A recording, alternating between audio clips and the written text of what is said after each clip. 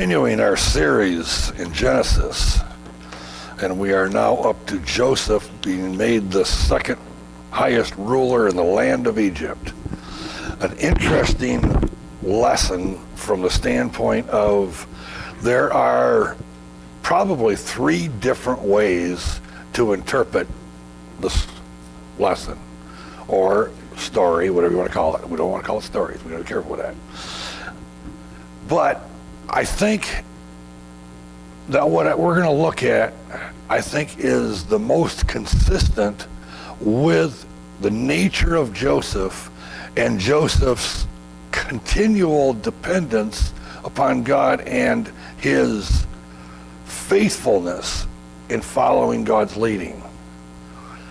I don't think that it was, you might say, kind of a, oh no, now what type of guy.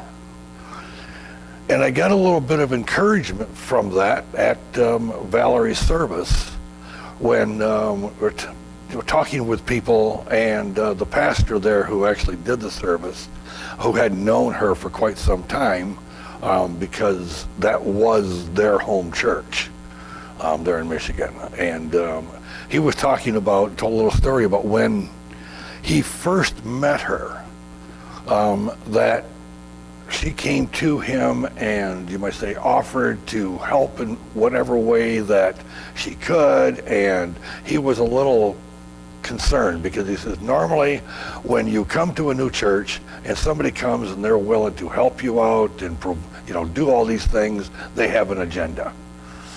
That's the norm. He said the thing about Valerie was the case that he got to learn she never had an agenda other than for people to know Christ. That was her total agenda. I think Joseph kind of falls a little bit into that same mindset. I don't think he had agenda, but we're going to look at this, and you can see how you can get confusing by some of the things that he does. So starting off in Genesis 42, and I'm going to go through, through Genesis 45, and we're going to pick out pieces of it again like we did last time, and this will continue next week. Genesis 42, verses 6 and 7. Now Joseph was the ruler over the land. He was the one who sold to all the people of the land. And Joseph's brothers came and bowed down to him and their faces to the ground. When Joseph saw his brothers, he recognized them. But he disguised himself to them and spoke to them harshly. And he said to them, "Where have you come from?" And they said, "From the land of Canaan." Now Joseph is disguising himself.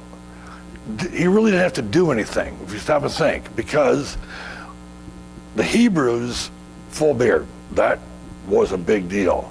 The Egyptians, clean shaven. Okay, so they would not, that in itself totally changes his appearance. Plus, you have to remember, they haven't seen him for 20 years. Because remember, there was 13 years that we looked at last week, up until the time he became the second ruler. And then there was the 7 years of plenty. So it would have been after that, and probably at least a year after that. So it would have been closer to 21 years since they've seen him. And of course, the way he was dressed, might say the Egyptians also wore makeup, so he would have looked very different. And then, of course, the fact that he did not speak to them in the Hebrew tongue. He did it through an interpreter, as we're going to see. So that part of them not recognizing him, that's not so strange. That actually would make sense. For them to recognize him would have been strange. Verses 8 and 9, but Joseph had recognized his brothers, although they did not recognize him. Joseph remembered the dreams which he had about them and said to them, "You are spies. You have come to look at the undefended parts of the land." Starting off, you almost jump to the conclusion that Joseph recognized his brothers. They didn't recognize him, and he starts getting on them right now. "You're spies. You didn't come here to buy food." You might say he decided to put the fear of God in them. And I'm sure that they were terrified, not knowing, because they have no idea who this guy is. So this is how he starts off. This is his first meeting with them. And he speaks harshly to them. Then Joseph starts questioning them. And we pick that up again in verse 16 and 17. After Joseph had questioned them about, where do you come from? And they started volunteering all kinds of information that we are the 12 sons of one father. One is no more and the other one is still at home.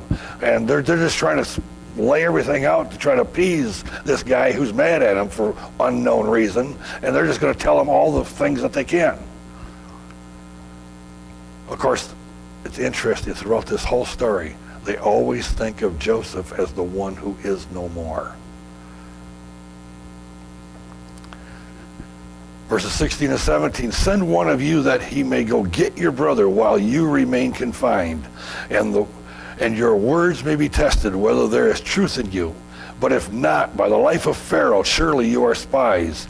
So he put them all together in prison for 3 days. So he takes them, locks them up.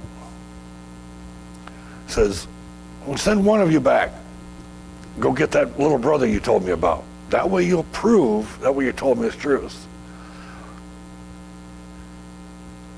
They began to realize as they're sitting in prison for 3 days, we are in trouble. We are in serious trouble. What are we going to do? As Joseph says, finally he lets them out of prison after 3 days. And then he says to them, okay, I tell you what, all of you may go, but one of you is going to stay behind. But don't come back until you bring that youngest brother with you. Verses 20-21, and bring your youngest brother to me so that your words may be verified and you will not die. And they did so. Then they said to one another, truly we are guilty concerning our brother. They're realizing that this is all happening because they feel this is happening because of what we did to our brother. Because we saw the distress of his soul when he pleaded with us, and yet we would not listen. Therefore this distress has come upon us. They're remembering that moment in which they took Joseph, threw him into the pit, and then pulled him out of the pit and sold him to the Ishmaelites. And this kind of confirms what would have been natural. Joseph's pleading with your brothers, don't do this to me. Please, please. And they just ignored him. They just sent him off. Get rid of this guy. We don't want him around here no more. And they are recalling this. Now they realize that what's going to happen to them, what's happening, is because of what they had done, and God is going to get them.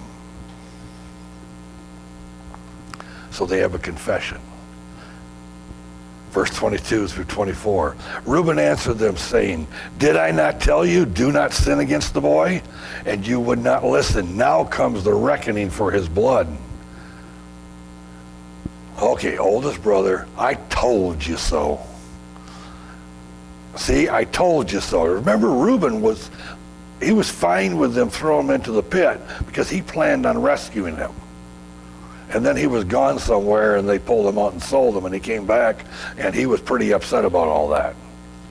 So Reuben initially was going to try to be helpful. Verse 23, they did not know, however, that Joseph understood, for there was an interpreter between them. So he's doing everything through the interpreter. So now you've got these guys all getting together and they're talking about all this stuff. And of course, not realizing the fact that Joseph is understanding every word they're saying. He turned away from them and wept. But when he returned to them and spoke to them, he took Simeon from them and bound him before their eyes. Okay, one staying behind, and this is the one staying behind is Simeon. Now, Simeon, we have to remember, Simeon was the wild child. He was the wild child.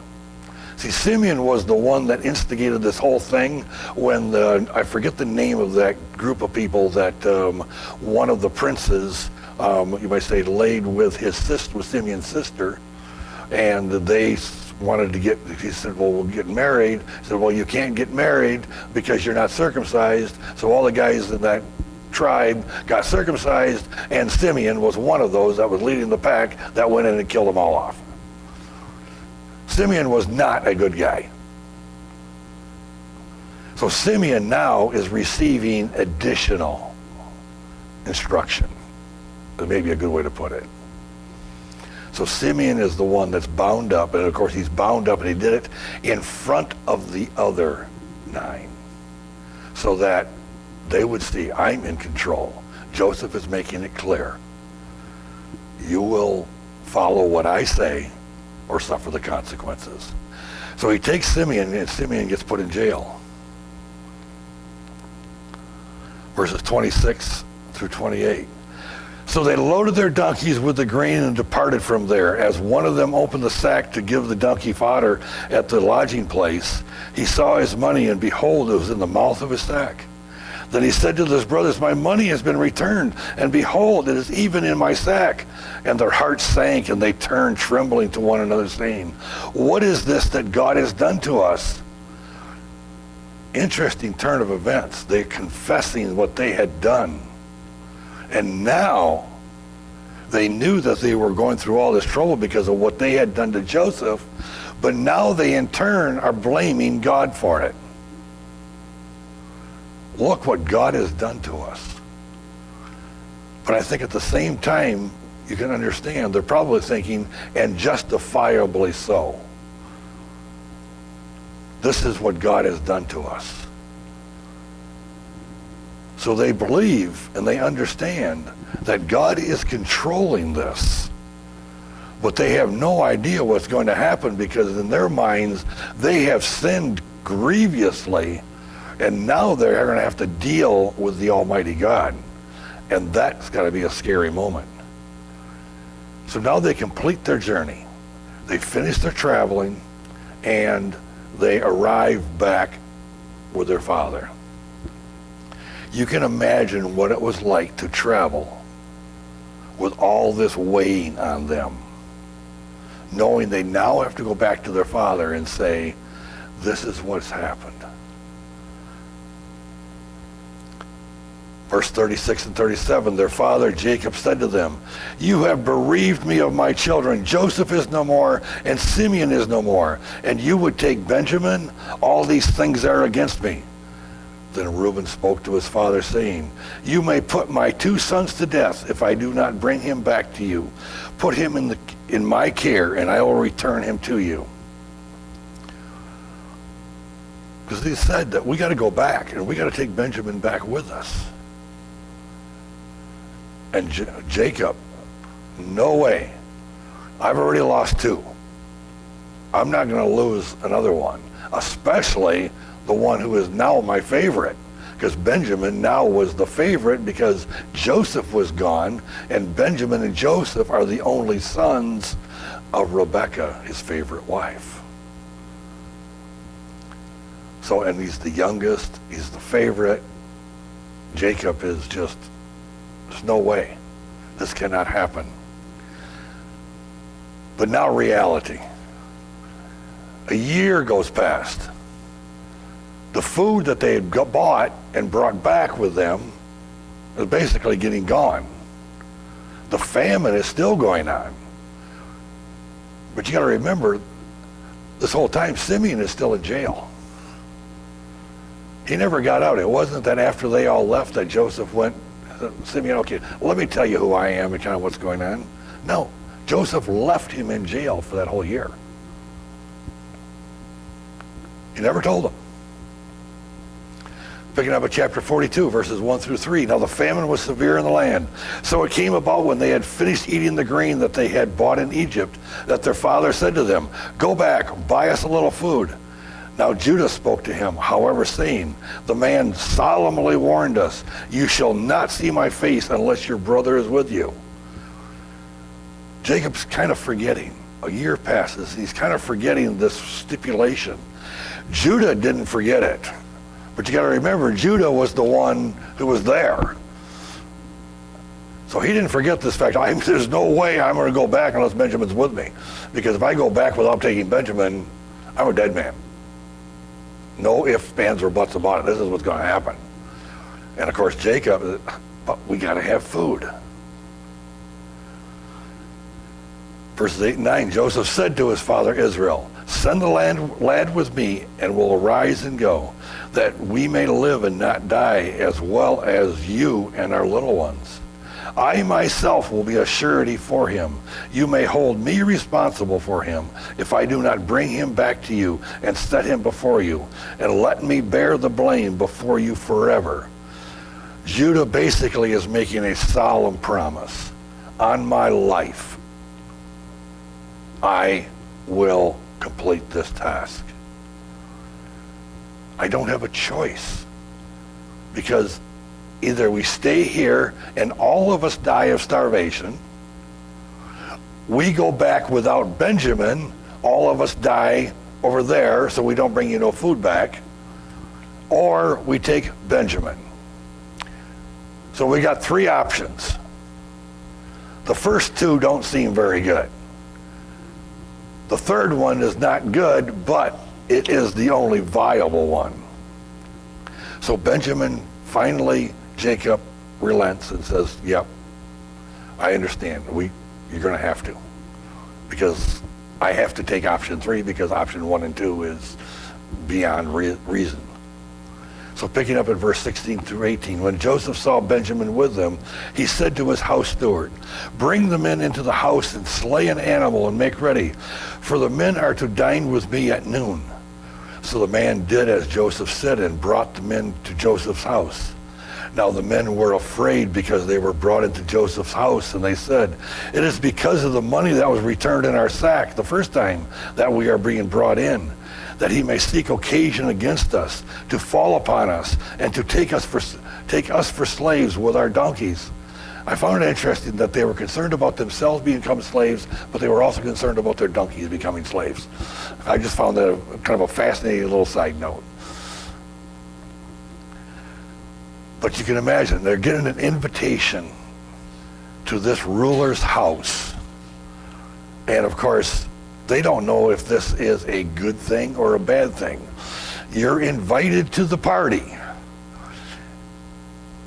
We are either going to make you the entertainment at the party, or you are going to be entertained at the party. And you have no way of knowing which one it is. They knew what had happened. They knew about this money being returned, and they're just baffled by that they hadn't figured out. How could that possibly be? So when they had come back, they had brought double. But here they're invited, and they're invited to this, basically to this party, not knowing what's going to happen. So they try to explain it. So they go to this man, the steward of the house, and they're trying to explain to him, we didn't know how the money got back into our sacks. And I tell you, we brought double. So we got that covered. We had no idea that this was happening. So if that's the problem that we got here, we got that taken care of. This must have been a faithful guy, this steward, to Joseph, because he never let on anything.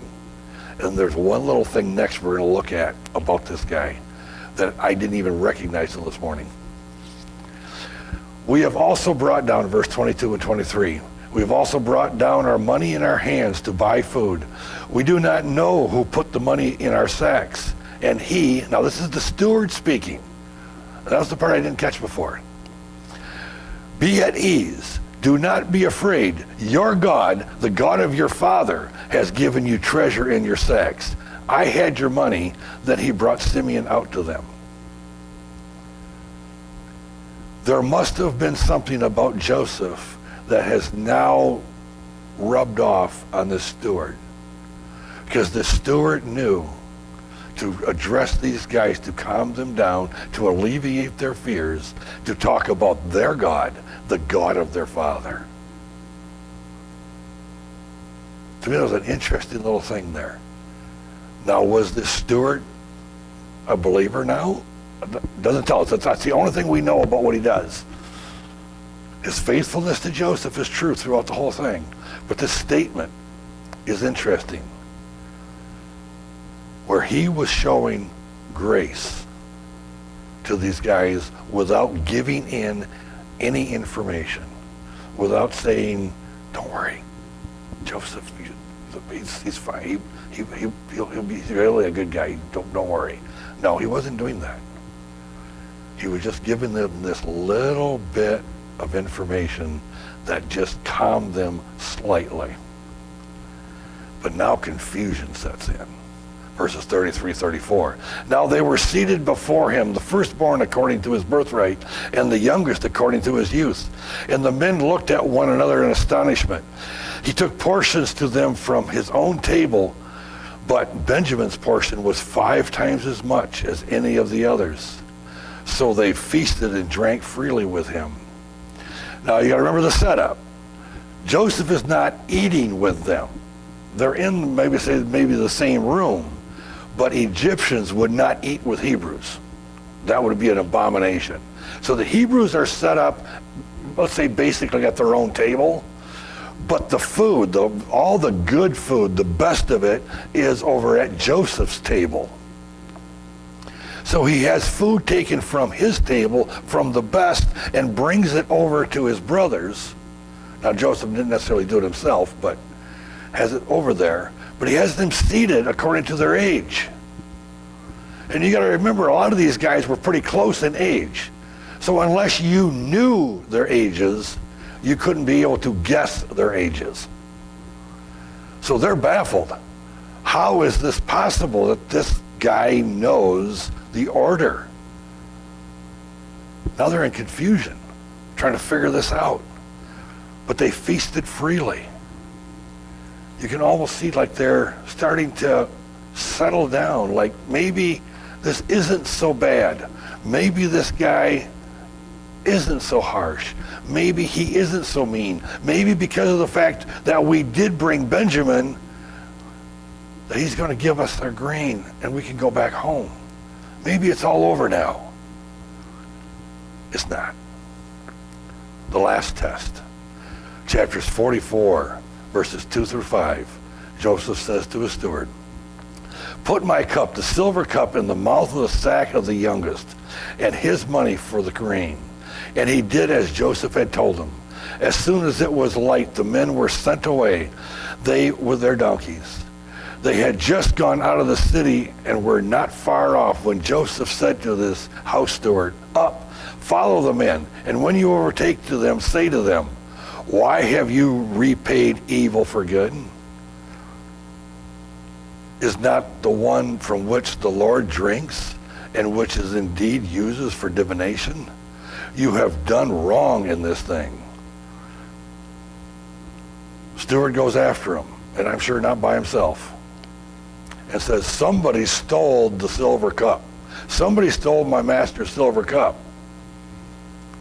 And again, now these brothers are just going to be totally baffled, because they're thoroughly convinced there isn't a single one in that group that would do such a thing.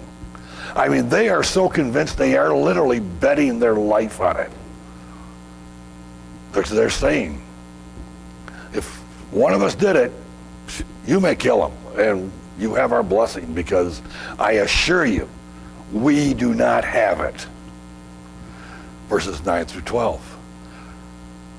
"With whomever your servant is found, let him die, and we also will be my Lord's slaves." That's what the brothers say. They're thoroughly convinced this could not have happened. So he said, "Now let it also be according to your words." In other words, you have already pronounced your sentence, and we will let that stand. "He to whom it is found shall be my slave, and the rest of you shall be innocent." In other words, I'll show mercy. Then they hurried. Each man lowered his sack to the ground, and each man opened his sack. You can see them rushing. "We're going to prove to you we're innocent. Come on, hurry up, get this down here. Come on, let's open them up. Search all you want, because you will not find it." He searched, beginning with the oldest and ending with the youngest, and there's the cup in Benjamin's sack. And you can imagine the heart sinking at that point. Benjamin, what did you do to us? That would be the instant thought. There's no way, but it's in your sack. You actually stole his cup? You don't hear him say that, but you know that they did. But Judah is now proving he's a changed man. Verses 18 and 34.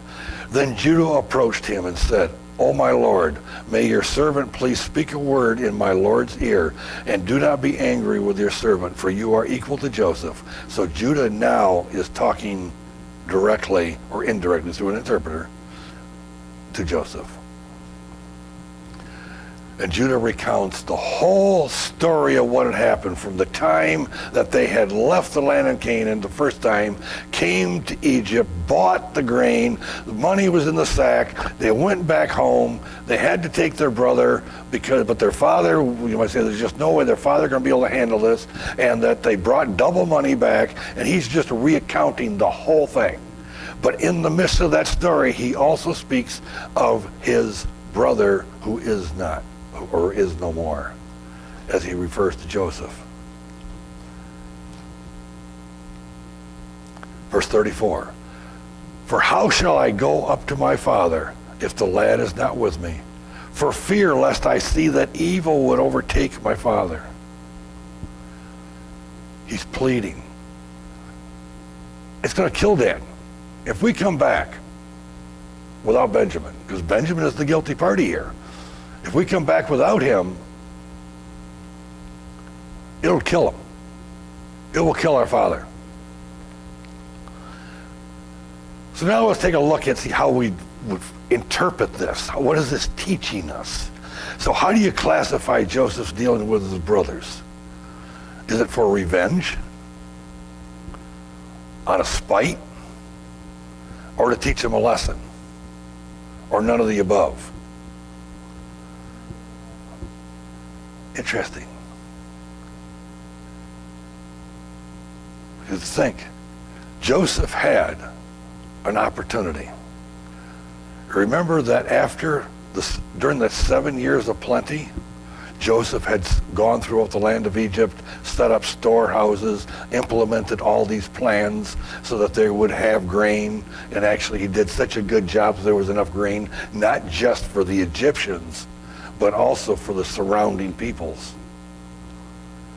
He had so much authority that he could have very easily either sent someone or he himself had taken a trip to visit his dad. There was nothing stopping him from doing that. Isn't that interesting, the fact that he never did that? Well, how about this answer? Was it shrewdness? We almost think of shrewdness as that's a bad thing. But it's not. First of all, he concealed his identity. Next, he spoke harshly to them. And then he manipulated events. Remember, he was the one that ordered the money to get put back in the sack. He's the one that disguised himself and kept hidden who he was. He's the one that had the cup put into Benjamin's sack. So he manipulated things. No doubt about it. But it was shrewdness. Genesis 3, verse 1. Now the serpent was more crafty than any beast of the field which the Lord God had made. And he had said to the woman, indeed, has God said that you shall not eat from any tree of the garden? That word crafty could also be translated shrewdness.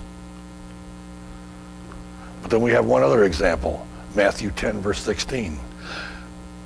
Behold, and this is Jesus speaking, I send you out as sheep in the midst of wolves. So be shrewd as serpents and innocent as doves.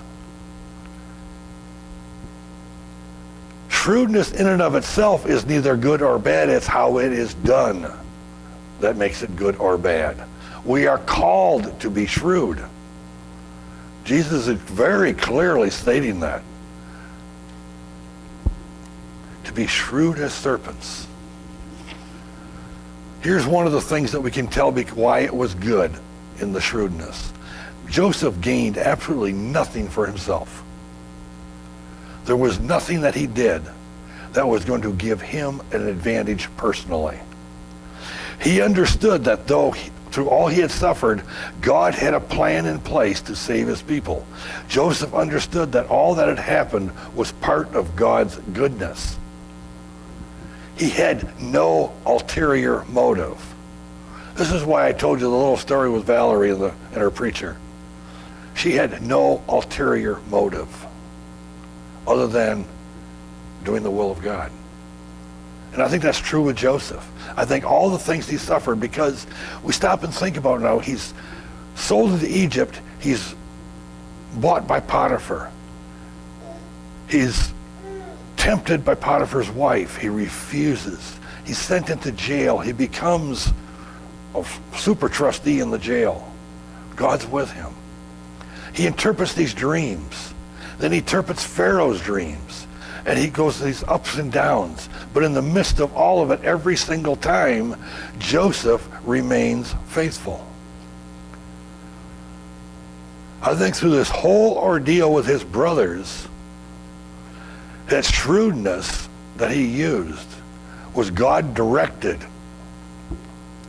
Now the why.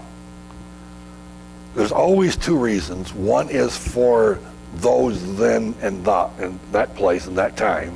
And then, of course, also for us. Because what good would it do if it was just for people back then? It's the Word of God.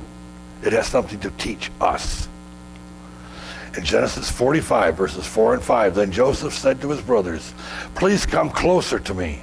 And they came closer, and he said, "I am your brother Joseph, whom you have sold into Egypt. Now do not be grieved or angry with yourself, because you sold me here, for God sent me before you to preserve life. If he had dealt with his brothers more openly, he could not have tested their truthfulness or trustworthiness. This would be a lesson for the children of Israel to remember for generations to come. If he didn't put them basically through the ringer, there would have been no way of knowing, have they changed? Because now what we're going to do is we're going to move all of you over here. And if Judah, you're still one of these guys or Simeon, you're still one of these guys that goes out and gets angry and kills off a bunch of people. I say, Reuben, if you're still one of these guys that sleeps around, you might say get drawn in by some Egyptian lass somewhere. If you're still those people, I move you over here, it is your death. But if you've changed, if you are a different person, and you come over here and you do what God calls you to do, you live in a way that God calls you to live, we will be preserving our nation. This nation that God promised to lift up all the way back from Abraham. So I need to know God is testing. So it's God's testing Joseph's shrewdness in applying the test. Because if they were the same brothers that had left, the ones that had sold him into bondage, if that still was the way that they thought and acted, it wouldn't have worked. It would have been a disaster. So what does it teach us? For this reason, we must pay, from Hebrews 2, verse 1. We must pay much closer attention to what we have heard, so that we do not drift away from it. We need to pay attention to what God has taught us. We need to pay attention to how God is guiding us in our daily lives. Whether it is good things that are happening or rough things that are happening. We need to pay attention to the fact that God is controlling it all, God is guiding it all. And whether it be good times or bad times, whether it be easy times or rough times, we have to remember God is in control of it all. He is guiding it all. We remember back to what Joseph went through, what his brothers went through. We can see God was in charge. He didn't force any of it on anybody, but he was actually still in charge. Same is true today in our lives. God is in charge. Recognize that. So see the things that happen and see them in the long term, as opposed to, oh, poor me right now. I'm broke down with my car alongside of the road. Yes, it is.